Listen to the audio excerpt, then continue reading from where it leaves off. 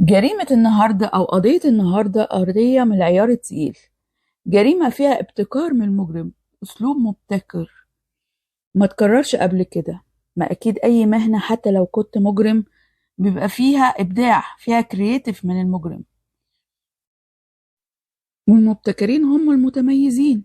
عشان كده قضية النهاردة متميزة في فكرتها. تعالوا نغوص في أحداث القضية ونشوف إيه اللي حصل وإزاي اتكشفت، رغم إن هم كانوا عاملين حسابهم في كل صغيرة وكبيرة. القضية حصلت في ولاية تلنجانا في الهند، في منطقة اسمها نجرجول. كان في زوجين، الزوج سوداكار والزوجة سواتي، عندها 27 سنة وعندهم ولدين متجوزين من 3 سنين. في يوم 26 نوفمبر 2017 فجأة الزوج بيحس بتعب شديد جدا وبيغمى عليه، فالزوجة بتتصل بسرعة بابن عمه عشان يجي يسعفه ويروح المستشفى، لأنها طبعا كانت لوحدها. فلما راحوا المستشفى عملوا له الإسعافات الأولية وكتبوا له خروج في نفس اليوم لأن ما كانش عنده حاجة. والزوج طبعا بيسأل مراته ايه اللي حصل، انا ازاي جيت المستشفى وايه اللي حصل لي واغمى عليا ازاي، فبتقوله ان هو كان سكران ووقع من على السرير اتخبط فاغمى عليه، وانها اتصلت بابن عمه وجاء اخدك ورحنا المستشفى. اما بيكتبوا له على خروج بيروح البيت وابن عمه بيكون معاه لغايه تاني يوم، لغايه ما اطمن عليه تماما ان هو بقى بخير وكويس وهو مش محتاج منه حاجه، وروح بيته. في نفس اليوم اللي مشى فيه ابن عمه اللي هو يوم 27 نوفمبر، في 4 رجالة اقتحموا البيت وكانوا ملثمين، تقريبا كانوا فاكرين ان هما لسه في المستشفى. ففوجئوا بالزوج قدامهم، طبعا هو حاول يقاومهم، ضربوه بقوة، اغموا عليه، كبوا على وشه بنزين وعلى جسمه وولعوا فيه النار وطلعوا يجروا. طبعا الزوجة اخدته بسرعة وودته المستشفى الخاص عشان يتعالج وقبل ما يحصل له حاجة من نتيجة الحروق، وفي نفس الوقت بلغت اهلها واهله باللي حصل. فطبعا اخوه راح بلغ الشرطة على طول على الحادثة اللي حصلت عشان يقبضوا على اللي حصل، اللي عملوا كده يعني. ولانه حصل له تشوهات في وشه، الدكتور طلب ان هم لازم يعملوا له عملية تجميل في وشه عشان يصلحوا التشوهات اللي حصلت له في وشه. الزوجة وافقت على طول لانه ما كانش عندهم مشاكل مادية لان هو كان رجل اعمال. طبعا قبل ما يعملوا له عملية التجميل كانوا بيعالجوه من اثار الحرق اللي حصل له يعني والالتهابات. في نفس الوقت طبعا اهله كانوا موجودين معاه وكانوا بيراعوه. الدكتور طلب منهم ان هو ياكلوه كله سوائل، يعني ما ياكلش اكل ناشف، يعني كله اكله يبقى مغذي وسوائل، عشان تقريبا الحجارة كانت متأثرة كمان عشان هو ما كانش عارف يتكلم كويس. فأمه جابت له شوربته المفضلة اللي هي شوربة اللحمة الضاني، بس هو رفض ان هو ياكلها. والغريبة ان هو بعد فترة طلبت منه ان هو ياكل، ما رضاش ياكل. فدي كانت بالنسبة لها وبالنسبة لأبوه وأخوه إن هما مندهشين، دي أكلته المفضلة، عشقه، اللي هو لو ممكن يجي لها البيت عشان ياكلوا بس الأكلة دي. فدي حاجة يعني كانت مستغربين منها. وفي نفس الوقت هما ما كانوا بيكلموه كان بيرد عليهم بكلام مكتوب، يعني هو بيسألوه ما كانش بيرد عليهم بالكلام، كان بيكتبها في ورقة. وكمان لاحظوا إن جسمه شكله مختلف عن جسم ابنهم، يعني طوله تخنه. فشكوا ان البني ادم اللي قاعد دوت قدامهم مش ابنهم. طبعا هو كان وشه كان متربط فمش شايفين وشه، لكن سلوكياته خلتهم مرتابين منه يعني. فالاخ بلغ الشرطه ان هم شاكين ان الشخص الموجود ده مش اخوهم وان في شخص منتحل شخصيه اخوهم. فالشرطه راحت المستشفى وقعدت تحقق في الامر واول واحده طبعا اللي كان مشكوك في امرها واللي عايزين يعرفوا الاجابات منها الزوجه، هي الوحيده اللي راحت معاه المستشفى وعرفت احداث الحادثه وكل التفاصيل دي، هي اللي بلغت عنها. هي كانت متجوزه من 3 سنين من جوزها اللي هو اسمه سودكار، هو رجل اعمال وهي ممرضه عندها 27 سنه. خلفوا ولدين. في سنه من السنين حست بألم في ظهرها. طبعا جوزها اخدها وداها للدكتور اللي قال لها لازم لك علاج طبيعي، ورشح لها اخصائي علاج طبيعي كان اسمه راجيش. في الاول كان جوزها بيروح معاها جلسات العلاج الطبيعي، بس بعد كده انشغل في شغله فاضطرت ان هي تروح لوحديها. طبعا انتوا عارفين اللي حصل بقى، في علاقة محرمة حصلت ما بين أخصائي العلاج الطبيعي راجيش وبين زوجها، وكانت بتتصل بيه كل ما جوزها بيكون موجود في الشغل وتقول له أنا قاعدة لوحدي في البيت تعالى. ولما اتعلقوا ببعض وعايزين يكملوا حياتهم مع بعض مرضتش هي تتطلق عشان جوزها غني ومعاه فلوس، هو رجل أعمال، فعايزة تحتفظ بالحبيب والفلوس الزوج. طب ازاي؟ في سبتمبر 2017 بدأت خيوط الخطة الشيطانية بين راجيش وسواتي عشان يتخلصوا من الزوج.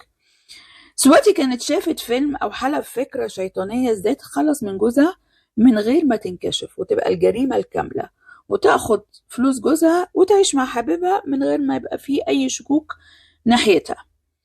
بعد ما اتفرجت 20 مرة على الفيلم عشان تختمر الفكرة في مخها وتنفذها على أكمل وجه وما تنكشفش ومبقاش فيه أي ثغرة في الخطة. كانت الفكرة منقسمة إلى خطوتين أو شقين. ليلة 26 نوفمبر يعني اليوم اللي قبل 26 كان يوم تنفيذ الخطة.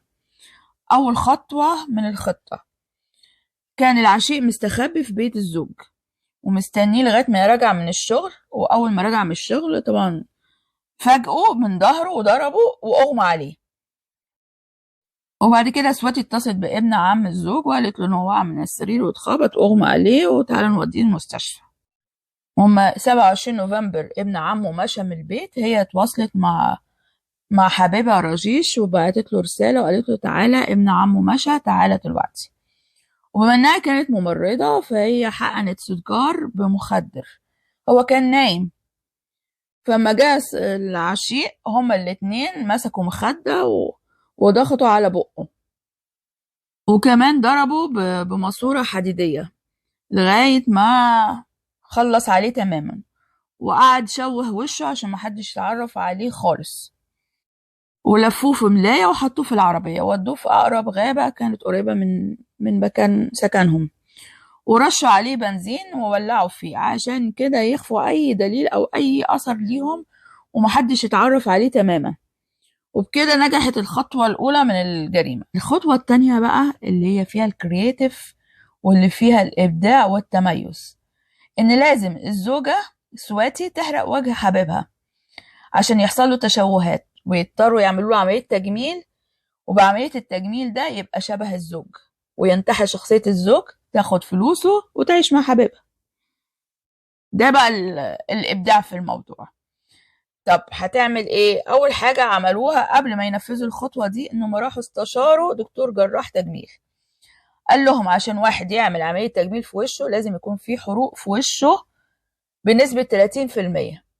فهي بدأت تكب شوية شوية الأسيد على وشه لغاية ما وصلت للدرجة، بما إنها ممرضة، لغاية ما وصلت لدرجة التشوه المطلوبة. وبعد كده أخدته المستشفى خاص وحصل بقى الخطوات اللي احنا قلناها.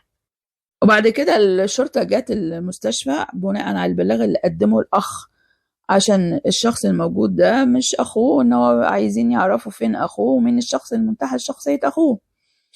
فطبعا حققوا مع الزوجة الوحيدة اللي عارفة اللي حصل، قالت لهم نفس القصة اللي حكيتها، طبعا ما دخلتش في عقلهم بنكلة، فضغطوا عليها. قالت لهم ان هي كان بتروح لاخصائي علاج طبيعي عشان ظهرها، وان هي اكتشفت ان هو اخد لها صور غير لائقة ما كانتش واخدة بالها، وبدأ يبتزها وطلب منها ان هي تعمل معاه علاقة عشان ما يبلغش جوزها وان هي ينشر الصور دي. فراحوا المستشفى قدروا يخدعوا الشخص اللي منتحل شخصية الزوج، أخدوا منه بصمات صوابعه من غير ما يحس طبعا، ودهوها ببصمات صوابع الزوج اللي طلعت طبعا مش هي. وفي نفس الوقت كانوا بيدوروا على الرشيش وما لقوهوش، ولما قالوا لها بقى ان بصمة صوابع الشخص الموجود في المستشفى مختلفة عن بصمة صوابع جوزك، فقالت لهم بقى الحقيقة الخطة الشيطانية اللي هي عملتها مع حبيبها. بس اللي ما كانوش عاملين حسابهم حكاية الشوربة دي، لأن هو طلع نباتي اللي هو رشيش، يعني هو تحمل الحروق اللي حصلت في وشه لكن ما تحملش ان هو يشرب حاجة هو ممتنع عنها. سبحان الله. على الرغم ان هي قعدت اسبوع تعلمه ازاي يمشي وازاي يتكلم وياكل ايه ويشرب ايه عشان يتقمص شخصية الزوج ويبقى ياخد الدور ويمثله بصح، لكنه من اول امتحان فشل فيه. اتقبض على سواتي في 10 ديسمبر 2017 ولقوا جثة الزوج، وطبعا رشيش اتقبض عليه وهو في المستشفى. اهل سواتي ابوها وامها اما عرفوا هي عملت ايه طلبوا السلطات ان هم يعدموها. تخيلوا. انا حاولت ادور في كل المصادر على الحكم اللي طلع عليهم، بس ما فيش حد ذكر. مفيش الا مصدر واحد قال ان هي بعد 8 شهور دفعت الكفالة وخرجت. اتحكم عليها بكام الله اعلم، بس مفيش حد راح لها ولا تعاون معاها من قرايبها ولا كلمها واعتبروها ماتت يعني. اتفاجئتوا زيي ولا ما اتفاجئتوش؟ هل القصة عجبتكم ولا ما عجبتكوش؟ انا بجد عجبتني.